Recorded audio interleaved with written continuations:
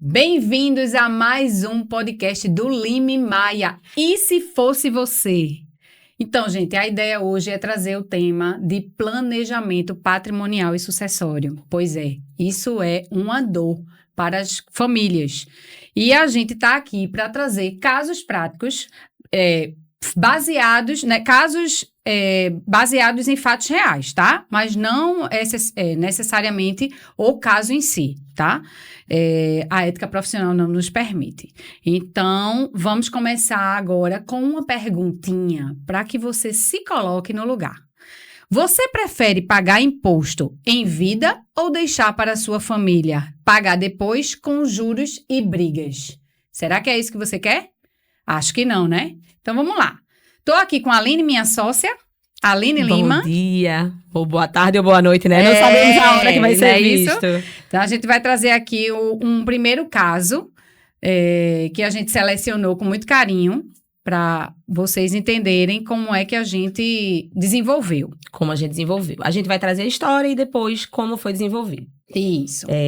Existia uma família em que o patriarca e a matriarca eram mais idosos e os dois tinham um relevante patrimônio na pessoa física. Eles tinham 2 filhos. Um filho não se envolvia nos negócios da família, era servidor público, e o outro filho era envolvido com as causas da família, né? Então, ele desenvolvia atividades junto com os pais e esse patrimônio gerava para eles renda de locação. Num determinado momento, eles nos procuraram para resolver esse problema. Qual era o problema? Como ia ficar tudo quando os pais não estivessem mais aqui? Os pais eram casados em separação de bens. Isso é uma boa estratégia, mas não resolveria tudo. Quem seria o administrador das empresas? Quem receberia a renda das locações quando os pais não estivessem mais aqui? O patrimônio era utilizado para o sustento dos pais. Mas eles já são idosos e todo mundo sabe que a vida não é infinita, né? Chega um momento... Exatamente. Que é a todo única mundo certeza parte. que a gente tem na vida, né? Que um dia a gente vai. Pois é.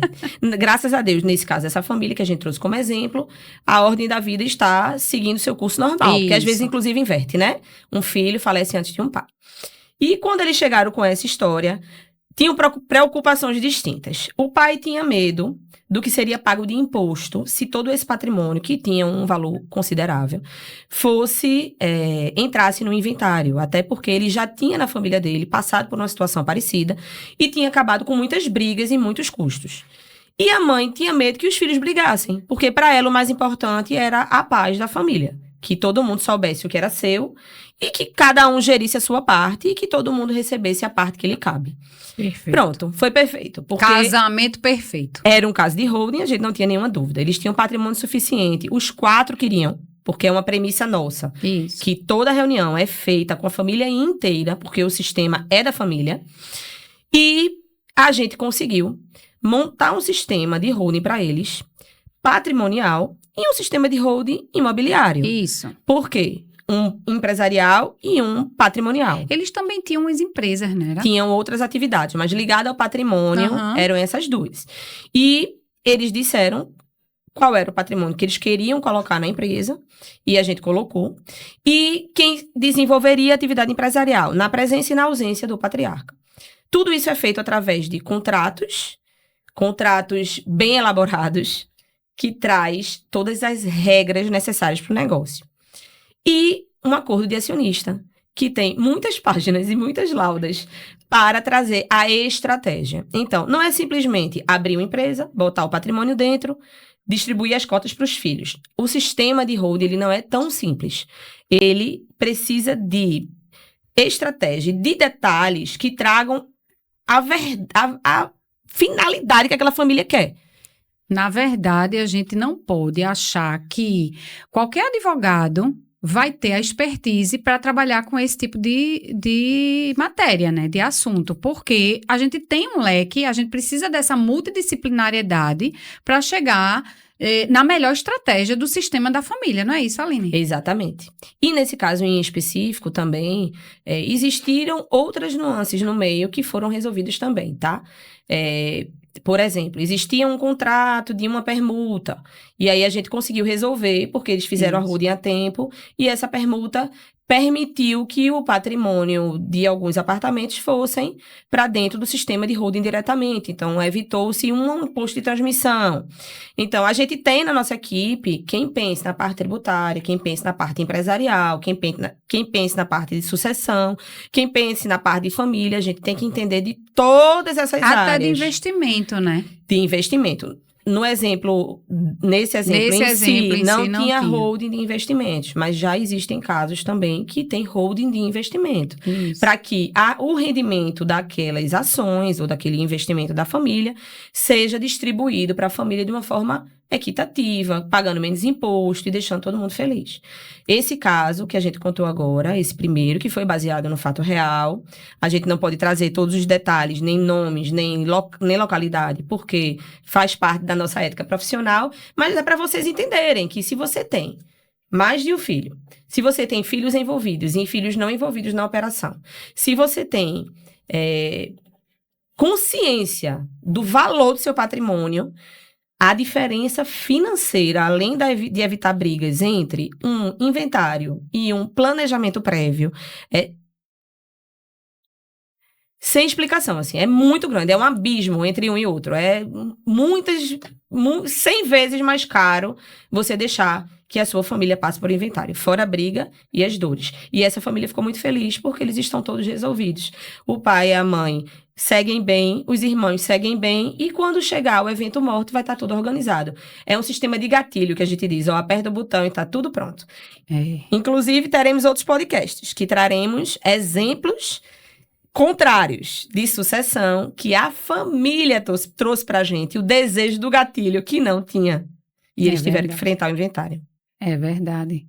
E, Kiara, o próximo caso que a gente vai contar, você dará a honra de nos dizer como foi que aconteceu com a família e qual foi o desfecho. É verdade. Esse caso foi bem interessante, né?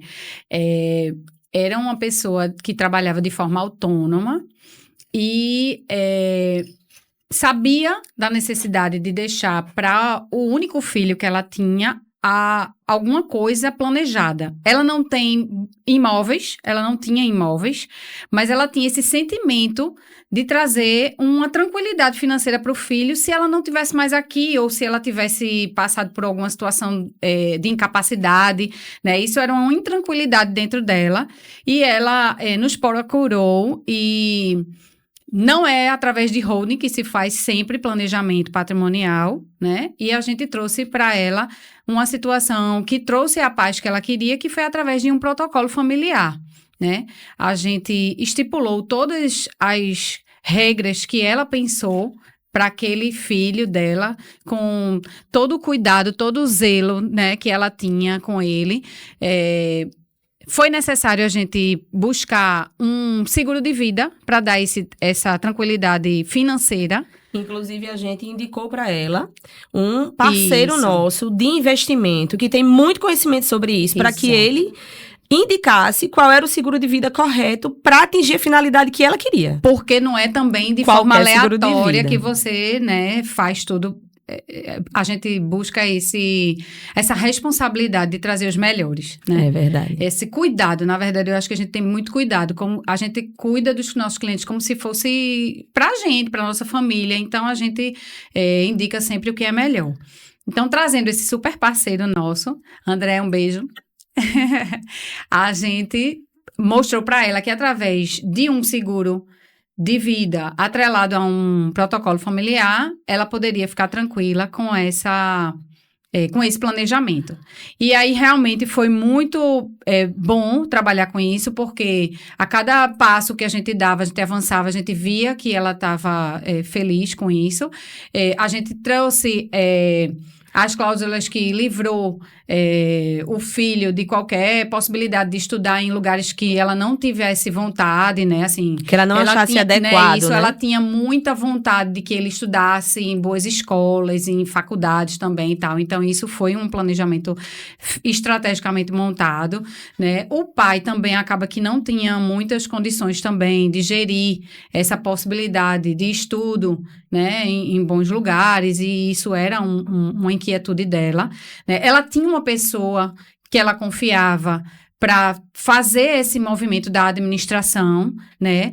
E, enfim, foi tudo muito bem elaborado, né? Desenhado, trouxe para ela a paz e a tranquilidade que ela estava buscando, e para a gente foi mais um planejamento bem feito, um servir para uma cliente querida, né? E não é só através de holding que se planeja. Nem todo mundo... Porque nem todo mundo tem caso de holding, né? A gente analisa o caso a caso, né? O importante pra gente é que atinja a finalidade para o cliente. Exato. Muitos casos são de holding, tá? Muitos. Mas sem patrimônio não fazia nenhum sentido, né? Às vezes até...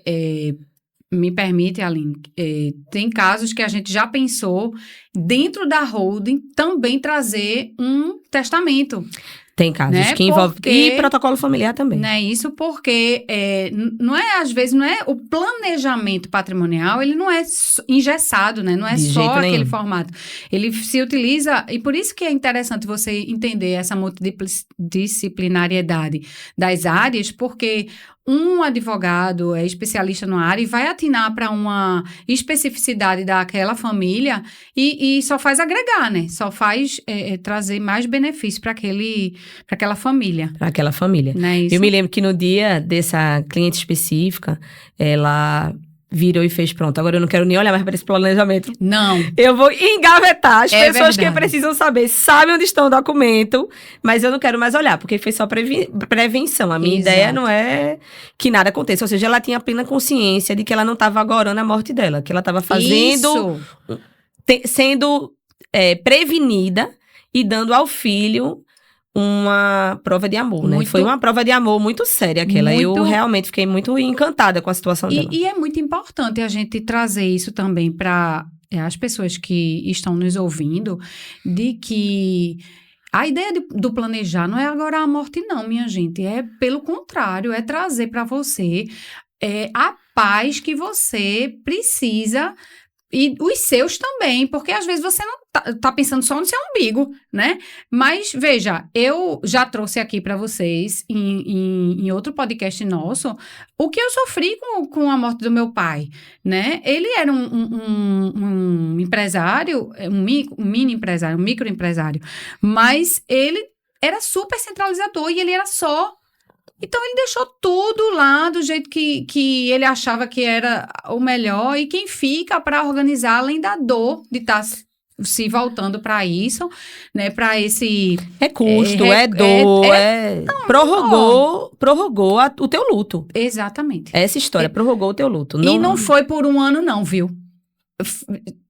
Eu falei, né? Foi na pandemia que meu pai faleceu. Então, em 5 anos, eu ainda... Vez ou outra eu ainda acho uma caixinha. Eu digo, não aguento mais pegar nada. Não aguento mais.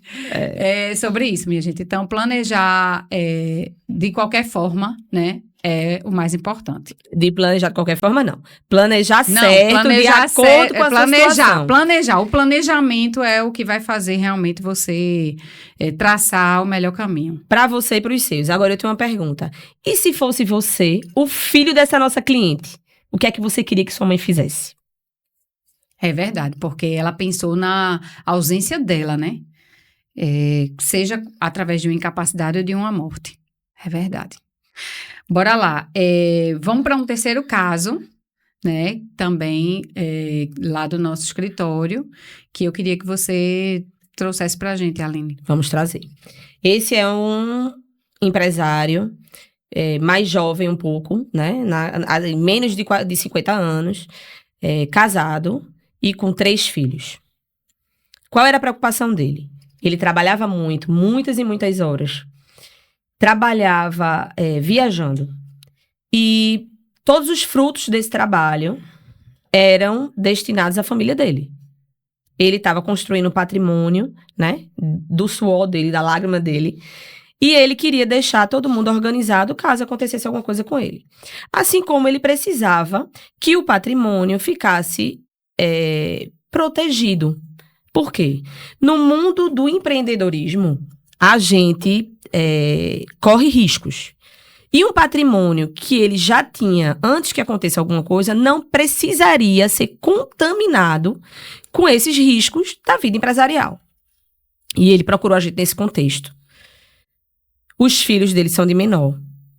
E a gente realmente concordou com ele que ele tinha um risco real, ele tinha patrimônio suficiente para justificar uma holding. E a gente criou um sistema de holding patrimonial para ele e de sistema empresarial para ele, separados, para que ele organizasse a sucessão, deixasse a família dele organizada e não trouxessem riscos empresariais para dentro do patrimônio que ele constituiu antes que qualquer coisa acontecesse. Muita gente, isso é um ponto que é importante trazer, assim, existe muita discussão se uma holding, ela blinda ou ela protege o patrimônio da família, né? A gente costuma dizer que não blinda. Lógico que não blinda. Se você tem uma dívida, você constitui uma holding e esconde o seu patrimônio, isso pode ser enquadrado em algumas hipóteses de desconsideração da personalidade jurídica, desconsideração inversa da personalidade jurídica. Isso pode dar um grande problema, inclusive. Mas se você tem o seu patrimônio e quer empreender, seu patrimônio não precisa responder por isso. Se você não tinha aquela dívida quando você comprou aquele patrimônio não precisa responder pelos riscos empresariais. Então, é empresário, tem família, tem o que perder, precisa conversar com um profissional para ver se o seu caso é de holding. E a gente vai trazer aqui, depois dos casos práticos, o que está vindo aí de novidade com a reforma tributária. É sério, quem tem o que perder tem que se preocupar. Não é ficar doido nem fazer tudo a toque de caixa, não é sobre isso. Mas é sobre se mover definitivamente para ver qual é a melhor estratégia para sua família. Essa família está super satisfeita, tá? Holding patrimonial toda montada, empresarial sendo montada e a família toda em paz, porque eles tomaram essa decisão antes da reforma tributária. Verdade. E trazendo essa questão da reforma, né? Como você bem falou, não é nada desesperador, né? Porque a gente tem muitos clientes que estão entrando em contato, chegando até a querem movimentar o patrimônio para fora do Brasil. E agora, o que é que eu faço? Tem que tirar do país, porque aqui agora vai piorar a minha situação. E a gente acalmando, porque não é sobre isso. A lei, ela tem as regras certas, né? Ela vai ter o prazo para as pessoas se habituarem, né, também com a questão. É muito específico para determinadas situações, e a gente vai ter um advogado nosso, da nossa equipe, que vai trazer bastante clareza aqui, né, para vocês, para a gente falar sobre isso. Mas a gente achou importante também nos atualizarmos sobre a reforma tributária, apesar de não ser a nossa expertise. Na montagem da holding, a gente tem especialistas em direito tributário. A gente vai trazer Pedro, Vanderlei, para que vocês entendam um pouco mais profundamente sobre os impactos dessa reforma tributária em quem tem patrimônio, né? Existe uma regra, assim, básica, que vai ser: tem mais de 3 imóveis, ou seja, de 4 ou mais imóveis, você aufere de renda de locação mais de R$240 mil por mês, veja, já vai vir a incidência de 2 impostos nessas situações, que é o IBS e CBS, que vai incrementar o imposto sobre quem recebe essas rendas. Além do imposto de renda, que já é devido, vai ter esse imposto somado, quem tiver enquadrado nessas hipóteses. Isso. Então, ainda não se sabe como isso vai ser arrecadado. Ainda existem muitos regulamentos a serem colocados na mesa. Existem outras leis que vão ser providenciadas. A gente está com algo ainda incipiente, mas que começa a ser implantado a partir de 2026. Isso vai até mais de 2030, com essa transformação.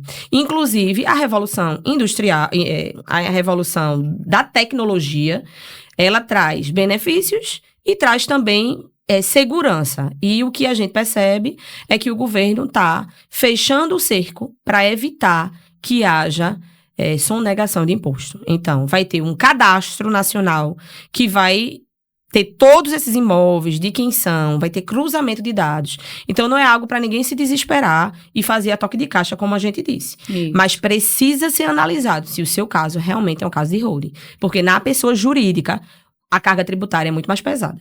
Exato. E Na agora, pessoa jurídica não, desculpa, na pessoa física. na pessoa física, é. E agora a gente vai trazer o esclarecimento de Pedro, não é isso? O Pedro vai trazer de uma forma mais profunda por ser um especialista e está lá no Rio de Janeiro junto com o time Holding Brasil. Aluguel e a reforma tributária. Como é que vai funcionar isso de forma definitiva e resumida para quem não é da área, para quem não é advogado, para quem não é contador? Como é que vai funcionar? É isso que eu vou dar uma breve explicada aqui. Olha só. O cenário que a gente tem hoje no Brasil é de que quando você aluga algum imóvel, basicamente você paga sobre isso o imposto de renda até 27,5%. Aí cada um vai ter sua alíquota, mas vai ser até 27,5%. Então você paga um único imposto e ponto final. O que está acontecendo agora com a reforma tributária? A gente está tendo algumas mudanças que não se resumem ao valor, ao imposto, se resumem a outras coisas. Eu vou trazer aqui todas elas. A primeira delas é o sistema de fiscalização. O que isso significa? Que o governo está criando agora o tal do CIB, ou melhor, ele já criou o tal do CIB, que é o Cadastro Imobiliário Brasileiro. E o que é isso? Como o próprio nome diz, ele é um cadastro que reúne basicamente as informações sobre os imóveis do Brasil, reunindo informações de prefeitura, de cartório de imóveis, de cartório de notas, enfim, de todos os órgãos que trazem alguma informação, que têm alguma informação sobre imóveis. Então, se você tem, por exemplo, 10 imóveis, 3, 5, 10, qualquer quantidade de imóveis, você mora em um e todos os outros você não reside, evidentemente, o que acaba acontecendo? Se outra pessoa informa que ela mora naquele imóvel, e pode ser informação em qualquer lugar, porque o sistema agora ele é cruzado, o que acaba acontecendo? O governo verifica que tem uma pessoa que não é parente seu, que não é você, morando naquele imóvel que está no seu nome, que você que tem o direito de realizar aquela locação, então aquela pessoa certamente está pagando algum aluguel para você. Logo, o governo ele vem cobrar o aluguel sobre aquilo. Daqui a pouco a gente fala sobre a alíquota, então ele vem lhe cobrar o aluguel sobre aquele imóvel que você está utilizando. E se você não declara algum valor, se você não informa o contrato de aluguel, ele arbitra, ele cobra imposto final com multa, juros e correção monetária. E a multa vai de 75% até 150%. Então a pancada é muito grande. Então essa é a primeira informação que a gente tem, que é a forma de fiscalização, através do Cadastro Imobiliário Brasileiro. E quanto é, então, que a gente vai pagar? Olha, eu te falei que você pagava hoje até 27,5%, só que amanhã você vai pagar imposto de renda, mais IBS, mais CBS, porque o governo ele está caracterizando agora o aluguel praticamente como uma prestação de serviço. Por isso que está tendo a cobrança de IBS e de CBS. Então, o que é que vai acontecer? As pessoas vão pagar agora imposto de renda, mais IBS, mais CBS. Quando você junta IBS e CBS, para os aluguéis, eles chegam a uma alíquota de 8,4%. E no lado do imposto de renda, que você vai pagar igual até 27,5%. Então, se você soma 27,5% mais 8,4%, isso dá praticamente 35%. Então, esse é o valor que você paga de imposto, ou melhor, esse é o máximo de valor que você paga de imposto nessa situação em que você paga IBS e CBS. Daqui a pouco a gente fala em que situações você vai pagar o IBS e CBS. A outra modalidade de aluguel, que é aquela de curta temporada, até 90 dias, o que é que acontece? A alíquota de IBS-CBS não é 8,4%, é 16,08%. Então, se você soma o imposto de renda junto com o IBS-CBS de curta duração, que é 16,08%, isso vai para quase 45%. Então, se você coloca um custo com imobiliária, que normalmente vai ficar em torno de 10% do valor daquele aluguel, você tem menos da metade do seu aluguel indo para o seu bolso. É menos da metade do aluguel indo para o seu bolso, sendo perdido agora com a reforma tributária virando imposto. E lembrando que você não tem mais como fugir, porque o cadastro agora, a cobrança, na verdade, ela é automática. E ela é tão automática que se você se encaixa na situação de pagar IBS e CBS, você tem até que gerar uma nota fiscal, ou seja, pagar todo mês aquele valor, né? Mais no fim do ano que você faz essa... Já não era, na verdade, mas você agora não tem nem como fazer no fim do ano esse encontro de contas, porque agora, se você gera nota fiscal, todo mês você paga o imposto daquela locação. Muito bem, vamos entender agora qual é a situação em que você vai pagar IBS e CBS nas locações de imóveis. Primeiro caso, quando você aluga mais de 3 imóveis, ou seja, pelo menos 4, e você recebe mais de R$240 mil no ano com locações. Então, se você tem 4 imóveis e recebe mais ou menos uns 20 mil por mês em locação, um pouquinho mais de 20 mil por mês, você já paga IBS, CBS, já está nessa situação que eu falei. E se você tem mesmo que 1, 2, qualquer quantidade de imóveis, e você recebe mais de 288 mil no ano com o aluguel deste imóvel ou destes imóveis, aí você tem que pagar IBS, CBS, gerar nota fiscal e fazer o pagamento mensal dos impostos normalmente. Então, esse basicamente é o cenário que a gente tem. E quando é que isso tudo vai começar a valer? Olha só, agora em 2026, a gente já tem o IBS e a CBS, porém, eles estão sendo cobrados numa alíquota de 1%, que é uma alíquota teste. Então, você não vai efetivamente pagar aquilo ali, mas vai aparecer na nota fiscal, vai aparecer nos documentos contábeis, vai aparecer nos documentos fiscais, só para fins de teste e calibração e organização de sistemas. A partir de 1º de janeiro de 2027, vai ter uma efetiva cobrança, que ela vai ser gradual, e a partir desse momento é que vai existir o pagamento de IBS e CBS nas locações de imóveis. Então, se tudo vai começar, ou melhor, já começou agora em 2026, mas vai começar a efetiva cobrança a partir de 1º de janeiro de 2027. O que isso significa? Que se você tem uma forma de organizar o teu patrimônio para você pagar menos imposto nessas locações, como fazendo um planejamento do patrimônio da sua família e reduzindo essa tributação em algumas vezes para menos da metade, o que acontece? Você tem agora o ano de 2026 para fazer isso de forma mais barata. Porque se tudo vai começar a valer a partir de 2027, a janela de 2026, ela é o tempo que a gente tem para organizar tudo de forma mais em conta, de forma mais simples, de forma mais barata, com menos burocracia. Ou seja, 2026 ele é o ano que as pessoas têm, o principal ano que as pessoas têm para fazer um planejamento patrimonial mais barato. Vão poder fazer, até você morrer você vai poder fazer, mas vai ficar cada vez mais caro. Em 2026 você tem essa janela porque os impostos, alguns deles ainda não estão sendo cobrados. Nem todas as regras estão valendo. Então essa é a mensagem mais importante. Se você aluga imóveis, a tua tributação vai aumentar significativamente. Você não vai ter como fugir dessa tributação e você tem a janela de 2026 para fazer um planejamento do patrimônio da tua família e reduzir essa tributação muitas vezes para menos da metade. Então essa é a mensagem mais importante que eu tenho para você aqui hoje. Viram que não precisa se desesperar, mas o jeitinho brasileiro também não vai poder prosperar, né? É um caso para você pensar e se planejar, porque não vai ter mais como sonegar, não vai ter mais como escapar e você precisa estar por dentro, mas com tranquilidade, tá certo? Vamos voltar para mais um caso. Vamos trazer mais um caso de família, sucessão e planejamento patrimonial, baseado em fatos reais. Baseado em fatos reais. Pois é. Agora, um caso que nos ocorreu de trazer para vocês entenderem um pouco como é complexo, mas como tudo tem solução. Um patriarca, já um idoso jovem, né? Na casa dos 60 anos. Jovem idoso. Um jovem idoso. Tinha apenas um filho. Esse filho dele era casado e ele não gostava da nora. Mas ele tinha... O filho era casado em comunhão parcial de bens. Ele tinha muitos imóveis. E veio um benefício tributário para doação, porque existem movimentos nesse sentido. O ITCMD baixou e ele fez, rapaz, eu vou doar tudo para o meu filho e vou guardar o usufruto para mim, porque eu continuo vivendo da renda desses imóveis e tá tudo certo. Quando eu morrer, meu filho baixa o usufruto e o imóvel é dele. Não faz sentido eu fazer uma holding quando eu só tenho um herdeiro, não vai ter briga, né? Eu vou antecipar o imposto, porque eu já vou doar agora e eu mesmo vou pagar. Pensou só numa situação, né? Só que ele não sabia. E outra, essas pessoas adoram fazer uma coisa, ir no cartório e fazer sem ter um advogado orientando. Verdade. Porque tudo pode ser feito com a orientação de um profissional habilitado para dar essa orientação, porque a doação é ok se for com as cláusulas corretas.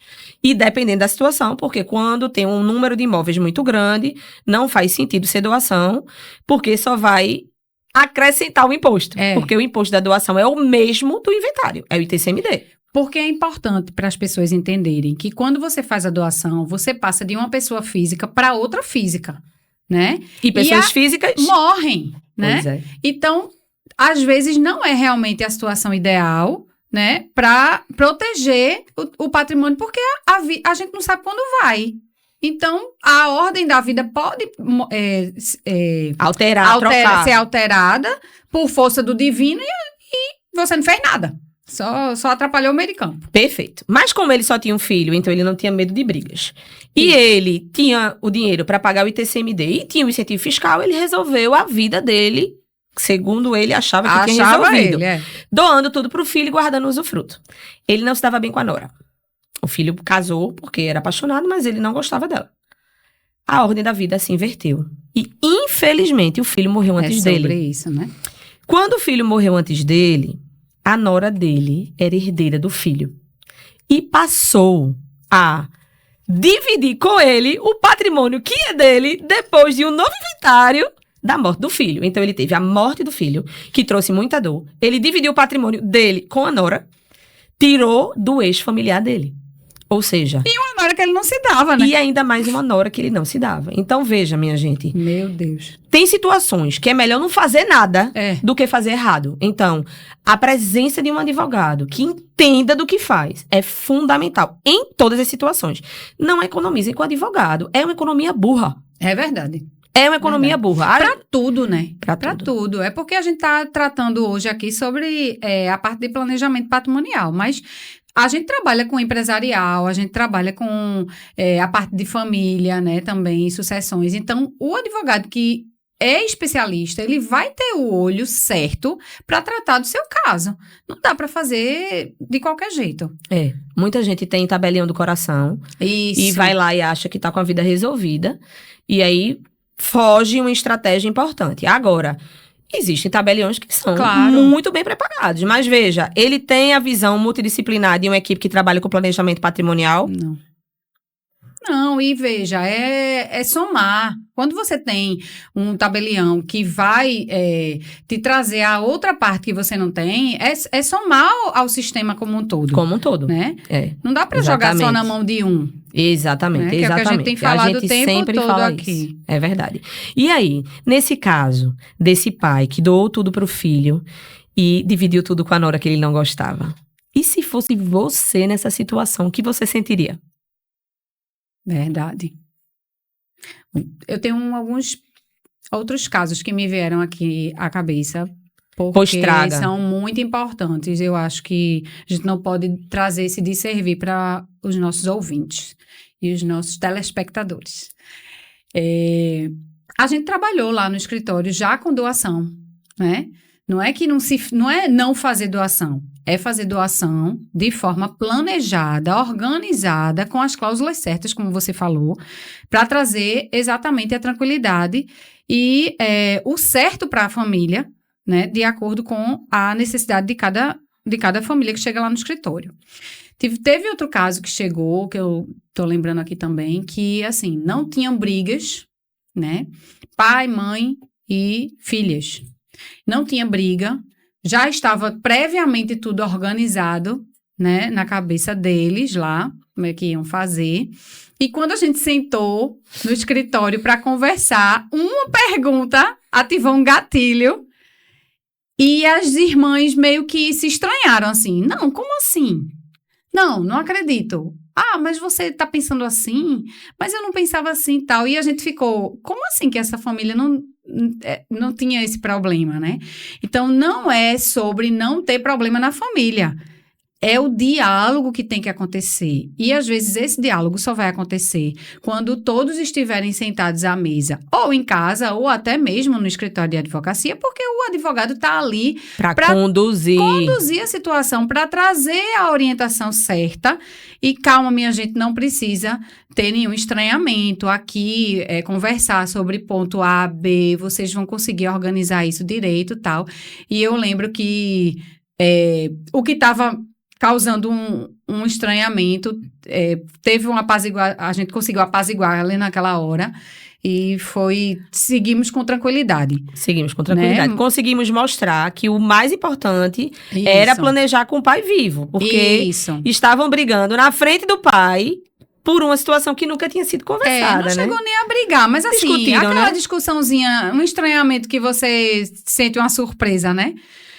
Acho que para elas ficou muito latente isso. E a gente precisa realmente resolver. E vai ser resolvido, E né? vai o caso ser deles. resolvido. Exatamente. E outro caso que eu lembrei, Aline, muito icônico, assim, que eu preciso, assim, falar, é que teve um senhor que ele estava no hospital. Ele estava no hospital. Ele não estava inválido, incapaz, nada, mas ele estava no hospital e eu lembro que a situação dele não era muito clara, assim, o que é que ele tem, né? Ele estava sendo investigado. Eu tô aqui porque estão investigando. E aí deu aquela inquietude nele e ele chamou nossa parceiraça, né, Camila, chamou Camila e disse, Camila, vem aqui, minha filha, no hospital, eu preciso conversar com você. Aí Camila, tá certo, aí foi, chegou lá para conversar com ele. Então, seu fulano, não estou entendendo, porque o senhor, o que foi? Eu estou muito intranquilo, minha filha, porque se eu morrer, o que é que vai acontecer com os meus bens? Para quem eu vou deixar? Como é que vai resolver isso? Aí ela disse, mas a gente não estava esperando o senhor sair daqui, o senhor, né? Quando o senhor ficar bem, a gente conversa sobre isso. Não, eu quero conversar agora. E a reunião foi feita no hospital. E esta criatura, acho que com 1 dia, 2 dias, teve alta. E fez a roupa. Paz da tranquilidade, a paz que ele estava precisando, né? A tranquilidade que ele precisava para dizer assim, se eu morrer, já tá tudo organizado. Era o que ele precisava, né? E no final das contas não era nada que ele tinha, era só essa, acho que ansiedade, né? Por essa situação ainda não resolvida. Existem vários motivos pelos quais as famílias nos procuram, né? Algumas têm muito patrimônio, não tem medo de briga entre os filhos e quer economizar, ter economia tributária. Cada um tem o seu porquê, né? Tem outros que têm medo, que os filhos se dão bem com ele em vida, mas tem medo que na hora do evento morte, os filhos se desentendam e a família se desuna, né? Perca a união familiar. Então, tem outros que têm atividades empresariais que trazem riscos e que não quer deixar a família desamparada. Então, existem vários motivos pelos quais você precisa fazer um planejamento. Mas uma coisa é certa. Todo mundo precisa planejar. Tendo ou não tendo imóveis.